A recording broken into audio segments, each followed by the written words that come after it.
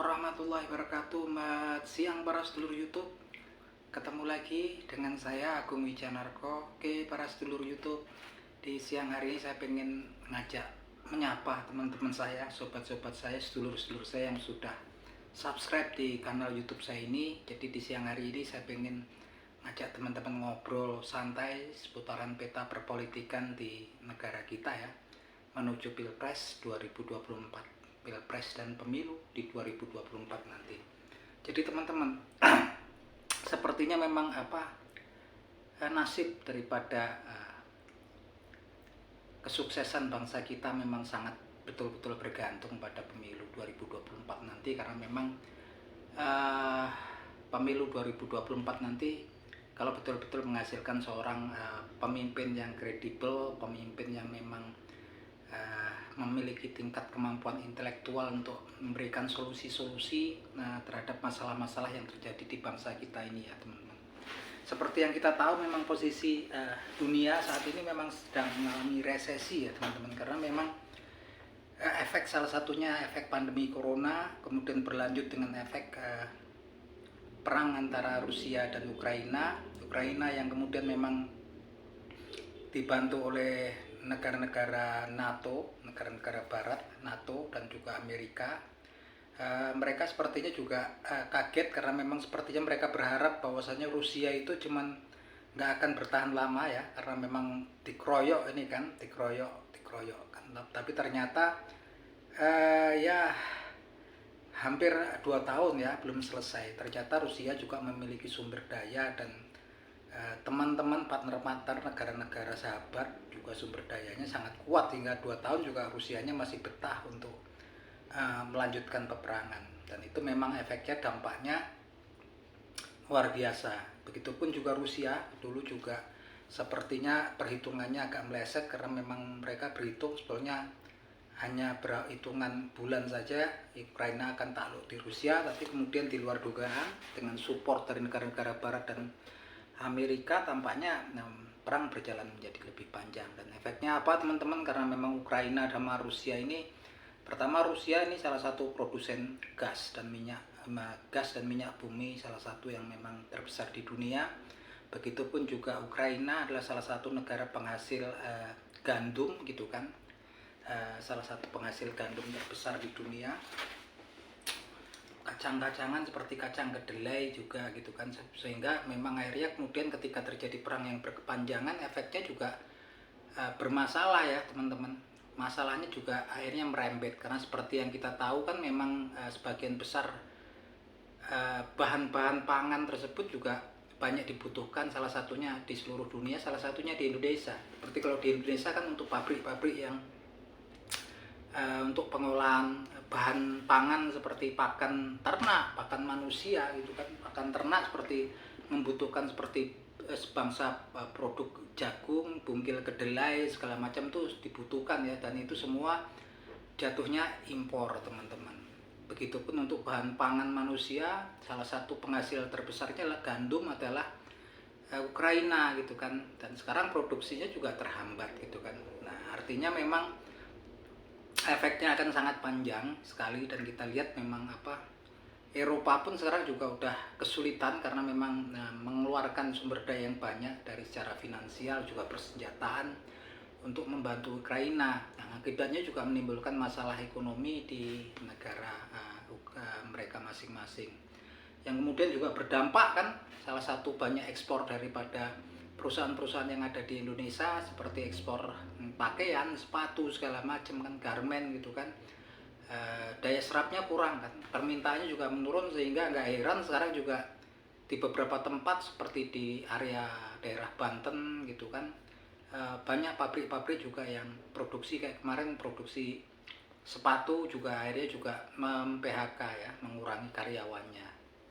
Nah efek ini kalau bertambah lama-kelamaan juga efeknya juga akan memburuk ya, apalagi nanti kedepannya Indonesia ini kan memang beresiko tinggi, karena memang saat ini memang tingkat PHK kalau saya rasa juga faktanya juga tinggi ya, pastinya tinggi sekarang. Dan juga kalau saya biasa main-main jalan-jalan ke pasar tradisional tuh sekarang banyak yang sepi ya teman-teman. apalagi kalau kemudian yang berkaitan dengan hobi gitu kan. Nah yang kita lihat memang kalau kemudian Indonesia ini rawan karena memang Pilpres 2024 nanti ya teman-teman, ditakutkan kalau kemudian ada polarisasi ataupun kemudian juga ada gesekan gitu kan, seperti yang terjadi di pemilu 2019 kemarin gitu kan. Tapi kita doakan insya Allah ya teman-teman bahwasanya hal tersebut tidak terjadi. Tapi memang sangat disayangkan kalau saya pantau di media sosial tuh sekarang justru banyak tokoh-tokoh kita yang saya pikir tokoh-tokoh yang sudah tua, saya pikir tokoh-tokoh senior yang memang seharusnya memang mereka arif dan bijaksana melihat kondisi ini gitu kan, tapi justru sepertinya malah memanaskan kondisi perpolitikan yang ada di negara kita dengan melakukan spekulasi dan gerakan-gerakan yang memang sepertinya meningkatkan tension di negara kita. Ada juga yang dari luar negeri gitu kan, dari tinggalnya di luar negeri, memberikan selalu statement spekulasi yang sebenarnya meningkatkan tension politik di negara kita, yang tentunya kalau kemudian terjadi gesekan tentunya juga yang susah adalah masyarakat kecil, lapisan masyarakat bawah. Tapi saya pikir juga nggak akan semudah itu ketika ada tokoh-tokoh yang melakukan provokasi gitu kan, baik di media sosial. Masyarakat sekarang memang tampaknya udah pintar, dan memang sebagian juga kalau generasi mudanya sekarang juga sibuknya dengan media sosial mereka masing-masing, kebanyakan hobi, game, segala macam. Mereka kayaknya juga nggak gampang untuk dipengaruhi gitu kan. Begitupun juga untuk generasi yang dewasa, udah agak tua, generasi dewasanya juga sepertinya memang saat ini memang mereka sibuk banget untuk memenuhi pemenuhan kebutuhan hidup itu sekarang sepertinya berat ya, karena memang daily living cost di kota-kota besar di Indonesia itu meningkat, sementara juga kasus PHK juga masih terus jalan gitu kan. Artinya memang orang-orang seperti itu juga biasanya skeptis gitu kan. Kalau kita ajak ngobrol politik segala macam juga nggak merespon gitu kan. Artinya juga kalau nggak semudah itu kalau kemudian banyak tokoh-tokoh yang saya lihat teman-teman itu kan banyak kan, kemudian melakukan spekulasi, pernyataan-pernyataan yang memanaskan tension di negara kita. Kelompoknya itu aja kan teman-teman. Juga kalau kita lihat juga ada yang memang di luar negeri yang memang sebetulnya kalau saya pikir memang saya kurang ngerti lah apa mereka ini kan intinya kan, walaupun katanya juga untuk untuk keadilan di negara kita ini, saya pikir juga mereka nggak berpikir panjang, karena kalau kemudian mereka memprovokasi, melakukan spekulasi yang berbahaya yang mempengaruhi rakyat banyak, pastinya kalau ada sesuatu clash ataupun ada gesekan, tentunya yang susah adalah masyarakat kecil dan masyarakat kelas menengah bawah gitu kan. Dan saya selalu himbau untuk teman-teman, para sedulur, sahabat saya, teman-teman saya yang nonton video ini agar jangan terpengaruh ya teman-teman dengan provokasi tokoh-tokoh tertentu yang memang kita udah tahu gitu kan, provokasinya memang sangat berbahaya gitu kan, sehingga meningkatkan tension di republik kita ini. Nah itu teman-teman, dan terlepas dari itu teman-teman memang banyak sekali di media sosial juga provokasi juga banyak gitu kan. Terlepas dari itu sepertinya di Pilpres 2024 nanti masih kita belum tahu pasti ada berapa capres. Yang sekarang kan gambarannya teman-teman ada Prabowo Subianto, Ganjar Pranowo, dan Anies Baswedan, dan ketiganya ini kalau kita lihat memang nggak ada yang menang mutlak ya, memang nggak ada yang unggul dominan, karena memang sama-sama kayaknya kekuatannya mirip, dan sepertinya memang ketiga calon tersebut mempunyai kapasitas yang memang mumpuni kalau mereka menang kemudian di Pilpres 2024 nanti gitu kan. Cuman memang sayangnya gitu kan teman-teman, saya sendiri sebagai salah satu supporter daripada capres, seperti pastilah biasa kan teman-teman juga pastinya yang di rumah pastinya juga merupakan supporter daripada salah satu capres yang akan maju di Pilpres 2024 nanti.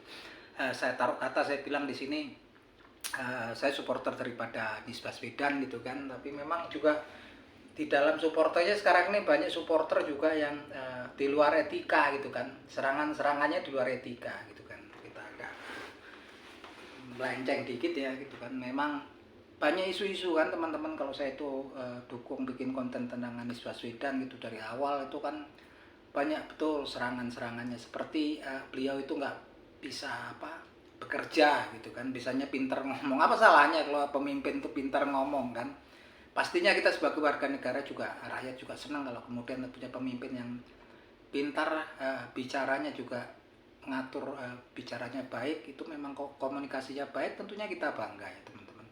Kalau nggak bisa kerja, buktinya juga Anies Baswedan prestasinya membangun JIS ya, Jakarta International Stadium ya, luar biasa kan, kebanggaan bangsa Indonesia. Belum lama juga Formula E juga berjalan lancar di 2023 ini gitu kan. Ini prestasi-prestasi yang sebetulnya ya nggak tampak gitu kan, karena memang ditutup-tutupi. Bahkan kemarin juga ketika Anies Baswedan, ada Formula E dimulai di 2023 kemarin, ada hajatan, itu Anies Baswedan sebagai pencetusnya sendiri nggak diundang ya teman-teman. Sangat luar biasa ya gitu perlakuan kepada Bapak Anies Baswedan. Terakhir juga sempat dikatakan beliau orang Yaman gitu kan, padahal beliau ini kan lahirnya di Indonesia teman-teman. Anies Baswedan ini lahir di Kuningan, beliau kemudian tumbuh besarnya di Yogyakarta ya, sekolahnya dari SMP sampai SMA sampai kuliah gitu kan, sampai kemudian di kuliah juga di Amerika ya gitu kan. Dan beliau juga saya rasa KTP ataupun paspornya pastinya Indonesia gitu kan. Dan bahkan kakek beliau itu kan adalah salah satu pahlawan nasional Indonesia yang sangat berjasa. Nah, artinya memang kita nggak tahu teman-teman kenapa memang hal-hal tersebut seperti itu juga bermunculan gitu kan. Hal-hal seperti tersebut bermunculan, kita nggak tahu. Yang jelas ada juga pihak-pihak yang betul-betul nggak suka, bahkan juga sangat mengambil langkah berhati-hati agar Anies Baswedan ini bisa nggak maju di Pilpres 2024 nanti. Sepertinya seperti itu. Karena memang kan nggak terorganisir sepertinya, bahkan serangannya gitu kan. Bahkan terakhir juga dikatakan beliau antek Barat gitu kan, anteknya Yahudi segala macam. Ini kan nggak ketemu ya, nggak match teman-teman. Di lain pihak dikatakan dia dekat dengan organisasi Islam garis keras, di lain pihak juga dikatakan beliau antek Barat atau antek Yahudi. Ini kan memang nggak terkoordinir gitu kan. Oke lah teman-teman, memang seperti itu ya teman-teman. Sampai juga pernyataan daripada jubir Anies Baswedan sendiri, Bapak Sudirman Said, bahwasanya juga intens sekali pendekatan terhadap partai pendukung Anies Baswedan. Nah, yaitu ada 3 partai, untuk ada beberapa memang pendekatan di 2 partai yang dukung Anies Baswedan, sepertinya dengan iming-iming tertentu gitu kan, seperti posisi-posisi tertentu seperti capres cawapres gitu kan, dan juga dana-dana tertentu agar yang secara nggak langsung intinya ya nanti kalau lepas dari koalisi perubahan dan kemudian threshold 20%-nya nggak terpenuhi, dan itu sepertinya juga nggak ada aturannya, sah-sah saja ya, cuman memang tampaknya kemudian etika dan kemudian kualitas demokrasi kita sebetulnya menurun ya teman-teman, kalau kita orang awam aja melihatnya seperti itu gitu kan. Terlepas dari itu kita nggak tahu, saya pun nggak yakin kalau pihak-pihak yang mengeluarkan kampanye negatif tentang Anies Baswedan itu adalah dari pihak calon lawan politiknya di Pilpres 2024 nanti. Saya juga nggak yakin gitu kan, karena memang sepertinya banyak sekali ini ya gitu kan. Bahkan terakhir ini kan memang kita lihat ada tokoh-tokoh itu kan yang kemudian mengadakan acara di di Solo apa di mana, melakukan spekulasi pergerakan tertentu yang meningkatkan tension di negara kita gitu kan. Dan saya pikir untuk pendukung sahabat Anies Baswedan juga nggak perlu untuk merespon hal-hal yang seperti itu. Saya pikir mereka juga bukan pendukung ataupun simpatisan Anies Baswedan. Untuk pendukung ataupun simpatisan Anies Baswedan yang melakukannya dengan tulus ikhlas, saya pikir cukup kita untuk berpolitik secara cerdas, artinya nggak perlu merespon provokasi yang pihak-pihak yang seakan-akan mendukung Bapak Anies Baswedan gitu kan, dan juga nggak perlu memprovokasi komen-komen ataupun pendapat yang memang menyerang Bapak Anies Baswedan. Jalan aja terus teman-teman gitu kan. Saya yakin kalau Bapak Anies Baswedan itu memang beliau orang yang baik, orang yang lurus gitu kan, orang yang memang tepat untuk memimpin Indonesia ke depannya nanti. Nggak perlu khawatir khusus untuk para pendukungnya, begitupun juga untuk Bapak Anies Baswedan. Dan saya selalu berharap gitu kan, dan saya yakin beliau kalau terpilih nanti insya Allah ya teman-teman bisa memberikan solusi-solusi terhadap masalah-masalah yang lagi mendera negara kita ini. Dan memang masalahnya kan memang global teman-teman. Tapi terlepas dari itu teman-teman, saya selalu berpesan karena memang kedepannya negara kita kan secara global juga lagi ekonomi dunia bermasalah. Begitu juga di negara kita, otomatis kan nggak bisa dihindarin gitu kan. Agar saya berpesan agar untuk cerdas dalam berpolitik, jangan sampai terprovokasi, karena memang beberapa waktu terakhir ini memang banyak bermunculan isu-isu pergerakan-pergerakan tertentu dari kelompok-kelompok tertentu gitu kan. Yang jelas itu juga sungguhnya cuman akan meningkatkan tension politik di negara kita, dan saya berharap juga untuk anak-anak muda juga jangan terpengaruh, karena apapun yang terjadi ketika terjadi clash gitu kan, terjadi gesekan yang sangat kuat, tentunya ini akan berpengaruh terhadap kehidupan perekonomian di negara kita yang memang sekarang lagi mulai menurun semua ya, bahkan seluruh dunia gitu kan. Karena saya yakin sejatinya mereka bukan orang yang simpatisan ataupun pendukung Tulen Anies Baswedan, mereka sepertinya juga punya kepentingan tersendiri gitu kan. Oke, itu teman-teman, ini bahan obrolan, dan akhir kata memang kita jadi supporter yang baik gitu kan. Apapun yang terjadi kita dukung, siapapun nanti yang terpilih kita dukung, baik itu Ganjar Pranowo kah, Prabowo Subianto kah, atau Anies Baswedan. Yang jelas untuk sahabat ataupun sedulur Anies Baswedan, tugas kita adalah berjuang, berusaha sesuai kemampuan kita. Seperti saya sendiri, Bapak Anies Baswedan juga nggak kenal sama saya sama sekali gitu kan. Saya tetap berjuang melalui konten-konten yang saya bikin itu kan, masalah kemudian nggak lupa kita berdoa, bermohon kepada Allah Subhanahu wa Ta'ala untuk selalu memberikan perlindungan dan pertolongan kepada Bapak Anies Baswedan sekeluarga, agar lancar ya perjalanannya menuju Pilpres 2024 nanti. Masalah menang kalah itu adalah hak prerogatif daripada Allah Subhanahu wa Ta'ala. Manusia berkehendak gitu kan, manusia itu hanya bisanya berusaha gitu kan. Allah Subhanahu wa Ta'ala yang berkehendak, yang menentukan semuanya. Oke, gitu teman-teman, salam seduluran dari saya Agung Wijanarko dari Yogyakarta.